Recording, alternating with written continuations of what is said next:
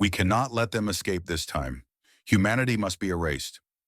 The cold, mechanical voice echoed in the chamber, reverberating off the metallic walls that felt as if they were pulsating with life. The voice, an artificial construct of pure calculation, belonged to Xen'thar, the commander of the Xen'thar. His kind, the Xen'thar, had watched from the shadows for millennia, observing Earth's progress, its triumphs, and its inevitable descent into chaos.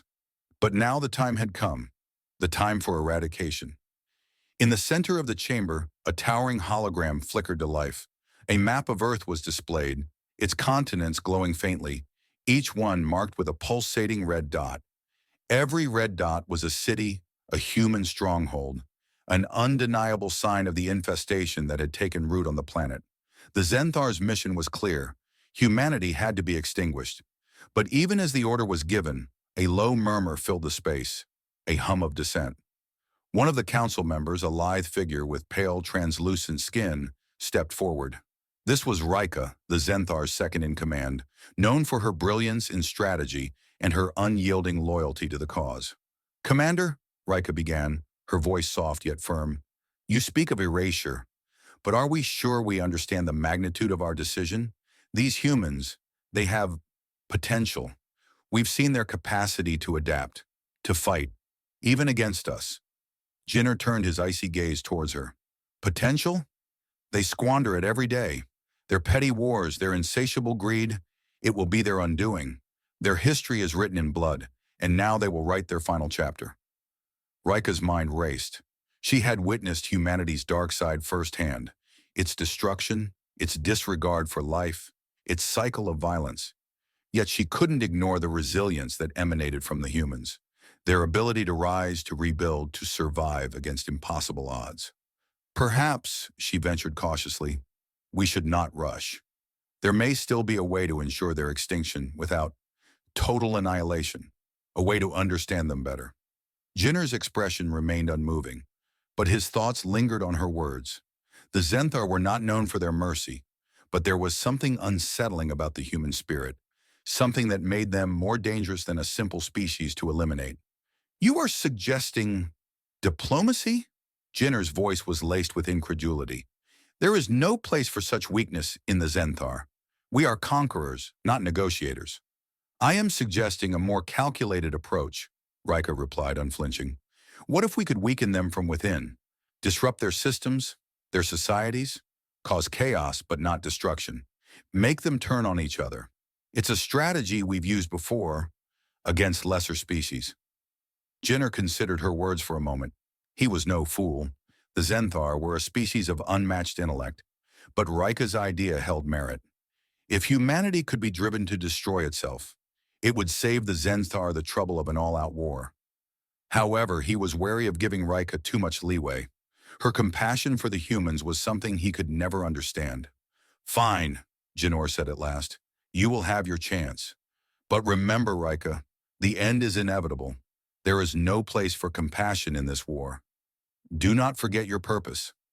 Rika bowed her head slightly, acknowledging the order. But inside, her mind churned with the troubling realization that the humans might not be as easily manipulated as her kind believed. On Earth, life continued as it always had, unaware of the alien threat looming above them. In the streets of New York, Los Angeles, London, and Sydney, people carried on with their daily routines, caught up in the chaos of their own lives. But somewhere, in the shadows of government bunkers and hidden research facilities, the first whispers of an extraterrestrial invasion began to stir. Dr. Clara Reynolds, a leading scientist in alien research, sat at her desk, eyes scanning the latest report. The data was bizarre. For weeks, strange anomalies had been detected in the atmosphere. Unexplained electromagnetic disturbances, signals that couldn't be traced to any known source. It all pointed to something that couldn't be ignored. "Clara," a voice interrupted her thoughts. She looked up to see Agent Mark Harlow, a senior officer with the Earth Defense Initiative, standing in the doorway. He was a grizzled man in his mid-50s, his eyes hardened by years of dealing with threats, both human and otherwise. "We need you in the field. Something big is happening." Clara nodded, grabbing her coat. I've been tracking these anomalies for weeks. It's not a coincidence, Mark. Something or someone is out there. They left the lab, heading towards the underground command center, where the world's top military minds had already started piecing together the fragmented puzzle. The world had no idea what was coming for them, but that was about to change. Across the galaxy, aboard the Xen'thar flagship, Commander Xen'thar surveyed the planet below through the massive viewing window. His pale, calculating eyes gleamed as he watched the blue and green orb spin lazily in the vast blackness of space. "Let the games begin," he murmured, his voice tinged with cold satisfaction. Back on Earth, the first signs of the Xen'thar's presence were subtle. Communication scrambled, random power surges, and flickering lights. But soon things escalated. People began to vanish, entire neighborhoods lost without a trace. The skies began to crackle with energy, as though the very air itself had become charged with impending doom. At the heart of this chaos, a small group of survivors found themselves banding together in a desperate bid for survival. Clara Reynolds and Agent Mark Harlow, along with a ragtag team of military personnel, engineers, and hackers, began to uncover the truth. The Xen'thar had arrived, and they weren't here for peaceful contact. They were here to wipe humanity from existence. But the humans weren't giving up so easily. The winds of change were blowing across Earth, though no one yet understood how devastating those winds would be. As Clara Reynolds and Agent Mark Harlow stood in the dimly lit underground command center, the sheer weight of the situation hung in the air. Their fight wasn't just against a foreign enemy, it was against an entirely different kind of intelligence. An intelligence that was cold, calculating, and patient. Mark turned to Clara. "We need to act fast. Every minute counts. We've tracked the source of these anomalies to a region in the Pacific Ocean. The signs are unmistakable. This isn't a random attack. The Xen'thar are here." Clara nodded, her mind racing. The Xen'thar, an alien race that had long been a theoretical threat in the world of science fiction, but now they were real. The reports of strange disappearances in the shifting electromagnetic fields were just the beginning. This was no longer about mysterious signals or theoretical threats. This was the invasion. "We've already lost contact with several key cities," Mark continued. "Washington, Paris, Tokyo, major government hubs. Entire areas are being wiped out. We need to find a way to counteract their technology, or we'll be fighting a losing battle before it even starts." Clara's gaze fixed on the map in front of her, where red dots marked the devastation. "Their technology is far beyond ours. We can't just rely on conventional weapons. We need something that disrupts their systems, something that targets their technology without triggering their full offensive." Just then, a voice came from behind them. Commander Jonas, the head of Earth Defense's strategic operations. He was a veteran of multiple crises, but his face now wore an expression that made Clara's heart sink. "We've been running simulations, Clara. The Xen'thar don't make mistakes. If we try to out-tech them, we'll fail. The only chance we have is to fight the way they don't expect, differently. But there's a catch." Clara looked up sharply. "What do you mean?" Jonas paused. "There's a vulnerability in their energy systems. A series of coordinated strikes could destabilize their power grid. But we don't have the luxury of time. If we don't act fast, their forces will mobilize fully, and that's it. Earth will fall." Mark turned to Clara. "We need you to lead this, Clara. You've worked with alien tech before. You know how to think outside the box. This is our only shot." Clara felt the pressure mounting, but something inside her refused to give up. This wasn't just about saving the world. It was about saving humanity's spirit, their ability to adapt, to fight back. The Xen'thar might have advanced technology, but humans had something they didn't: creativity, perseverance, and the will to survive. Meanwhile, aboard the Xen'thar flagship, Commander Jenner stood in his command chamber, staring at the holographic representation of Earth. His sharp, emotionless eyes analyzed the human resistance. His patience was wearing thin, but there was something troubling about the way the humans were reacting. Despite their initial chaos, they were beginning to regroup. Rika, his second-in-command, entered the chamber, her eyes narrowed in thought. "Commander, we've detected a shift in their strategy. They've started coordinating attacks against our power sources. They are learning faster than anticipated. Jenner's expression remained as cold as ever, but inwardly he couldn't deny a flicker of intrigue. This is unexpected. They must be desperate. Rika approached, her translucent skin glowing faintly in the low light. Desperate, perhaps, but their ingenuity is impressive. They may pose more of a threat than we originally calculated. Jenner turned sharply, meeting her gaze. You speak as if you sympathize with them. I warned you, Rika. Our mission is clear. Erasure. Complete. Total erasure. Rika's expression remained neutral, but in her heart, doubt gnawed at her. She had seen the strength of the humans firsthand, their adaptability, their capacity for compassion. She could feel the tension within her growing, and she feared that her growing admiration for the humans might cloud her judgment.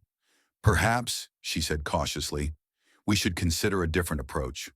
We have the power to eradicate them, yes, but we could also do something more. Subtle. Let them believe they are winning. It will be their downfall. Jenner eyed her closely, weighing her words. Your plan is risky. I know, Rika replied, but it could be the key to ensuring their extinction without prolonged conflict. Let them destroy themselves. Jenner thought for a moment before nodding.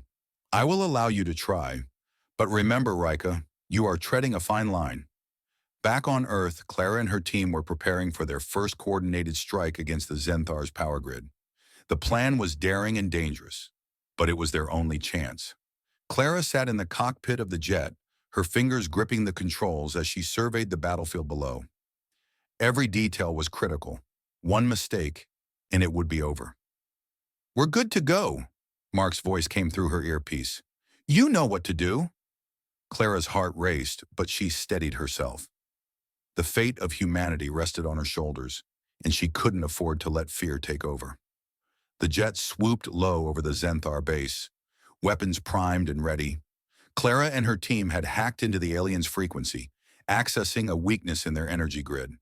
If they could strike at just the right moment, they could destabilize their power long enough to give humanity a fighting chance.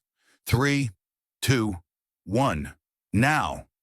Clara hit the button, and a barrage of missiles shot toward the heart of the Xen'thar's fortress. The explosions were deafening, the shock waves rattling the ground beneath them, but the Xen'thar didn't go down easily. The battle for Earth escalated quickly. Every day the human resistance fought back, striking where the Xen'thar least expected. Clara, Mark, and their team became symbols of hope, leading guerrilla attacks and organizing underground movements that crippled the Xen'thar's efforts. However, Rika, who had silently observed these human actions, began to feel a deep sense of unease. The humans were unpredictable. They fought with an intensity and passion that was impossible to quantify. They were surviving, adapting, and thriving in ways that the Xen'thar had not anticipated. It wasn't long before Rika realized that there was something about humanity that made them nearly impossible to wipe out. They didn't have the advanced technology of the Xen'thar, but they had something far more dangerous. Hope. And it was that hope that kept them going. The final battle would come sooner than anyone expected. The Xen'thar launched a full-scale invasion, descending upon Earth's cities with overwhelming force. But as they did, Clara and Mark led the final counterattack. The culmination of their plan was simple yet ingenious, an EMP burst that would disable the Xen'thar's entire fleet. With one last desperate strike, Clara activated the EMP, and the sky lit up with blinding light. The Xen'thar's ships faltered, their systems crashing. For the first time, humanity had a chance to win. But as the dust settled, Commander Xen'thar stood aboard his flagship, watching his forces fall. He had underestimated the humans. The Xen'thar's might had been met with the relentless will of humanity. And in that moment, Xen'thar realized something that had never occurred to him before. Perhaps it wasn't humanity's weakness that would lead to their end. Perhaps it was their greatest strength. As the last remnants of the Xen'thar retreated, Earth was left in ruins, but humanity remained. They had fought, adapted, and survived. The survivors stood on the broken Earth, looking up at the stars, knowing that their fight for survival was far from over. But they had won, and as long as there was hope, they would never stop fighting.